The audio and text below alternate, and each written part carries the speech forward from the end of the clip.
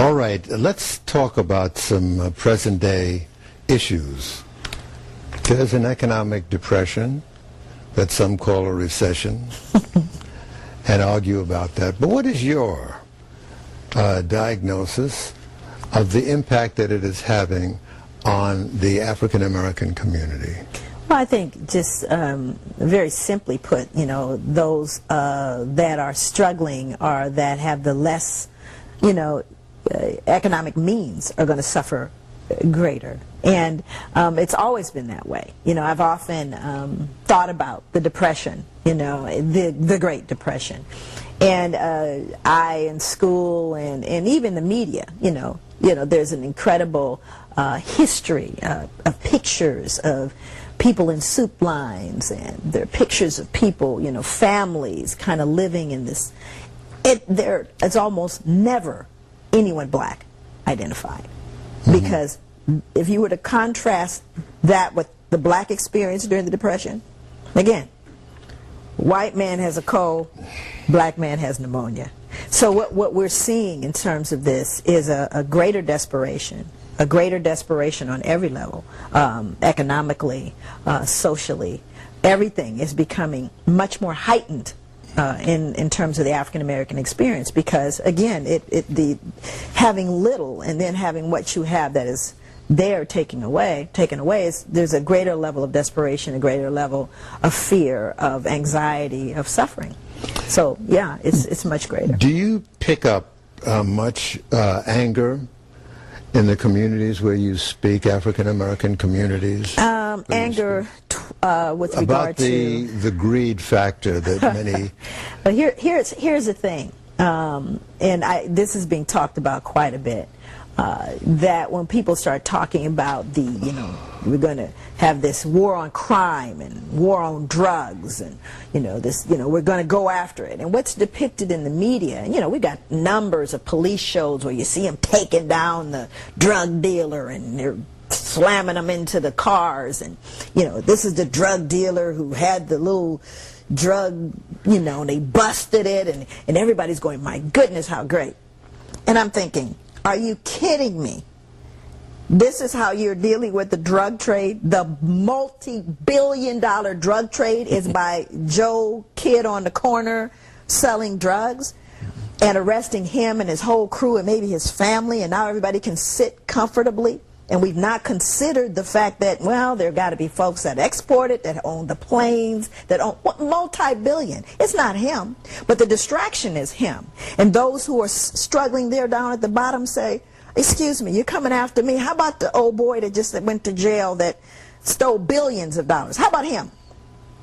Who's the bad guy here? And so what ends up happening is you create, and this is something that David Cole assessed. He talks about the whole idea of race and the criminal justice system, race and class, and the whole idea that it has an opposite effect. People are less likely to feel like I need to conform to the codes and the morals and the laws of a society that is not just to me, and that somehow turns its head when it comes to those who are really reaping the benefits economically of crime. And you pick the crime, white collar, blue collar, whatever collar you want. You begin to look at who's reaping the benefits of that. And they don't look like the people who we see on television being arrested. And so there is this kind of feeling of antisocial, if you will, a reluctance to embrace or to trust a system that identifies them as a culprit. And when we begin to look at it, when you unfold it in round, I mean, it goes on and on and on in terms of who's doing what and who's making the big bucks with crime, straight up crime. But once again, it gets sanitized, you see, because I don't know, they're wearing suits, they're white, I don't know, but it gets sanitized. So you have this kind of anger that's reverberating on the ground where folks are trying to survive. And no crime is okay, don't get me wrong. The crack dealer is no better in terms of his behavior and her behavior and engaging in that. But why is it this person here is demonized for that behavior? And yet these other individuals, I don't know, they get, luxury cells. while they amass these fortunes and literally impact nations with it. With the evaporation of jobs, especially in the African American community, this must cause great trauma in the household. Well, yeah. Can you talk about that? One of the things that I live in Georgia, and one of the things that we're seeing is with the increased desperation becomes an increase in all other sorts of things, like, for example, stress and anxiety. So it has a physiological impact on people where the stress is producing illness. Not only is there that stress producing illness, but it's again producing a level of desperation where people are becoming much more fearful, not really seeing a way out in some ways. And so there's two things that happen. Again, I've said it before in the show: you implode or you explode, and both are happening. And part of it is economics. Part of it is it's relentless. There's no lift for it.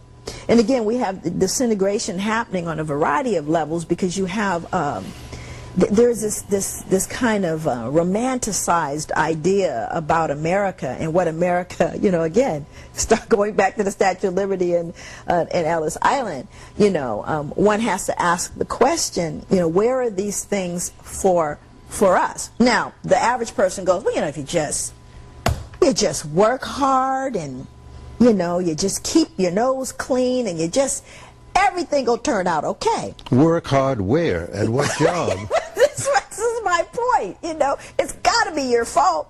And if you start looking at this in terms of Elizabethan poor laws, this is coming out of Europe, they considered it some sort of a moral, spiritual deficiency for you to be poor, and they put you in jail for it, right? Something got to be wrong with you morally, spiritually, that you're poor. Right? So you have this kind of feeling that people, and then the guilt associated with it. Why can't I get myself, why can't I? Again, there are no resources, and particularly in your community. But then whose fault is that? Well, if you people would just, we don't own the communities. Yes, I've heard that phrase. See, so all of those things that are set up, and far be it for me to, to look at and simplify the entire dilemma associated with the economic system in America, but we have to appreciate that people, are hardworking, good folk just trying to do their lives. I see them all over the country, but they're demonized. Okay.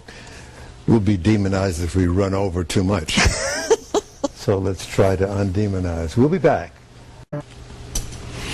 All right, as you were pummeling me in our station break, there's some areas that you wanted to ventilate on.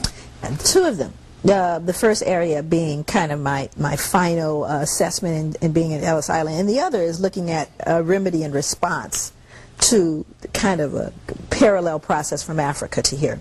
When I told you I saw the thing about Africans, which is the only thing you see about black people is the non-voluntary immigrants, and then there's a huge screen which if you don't pay attention closely, it looks like some beautiful parts of the country. It's a moving kind of video thing. Mm-hmm. That's about natives and the number of tribes that it started off, and then how they were, quote, reduced.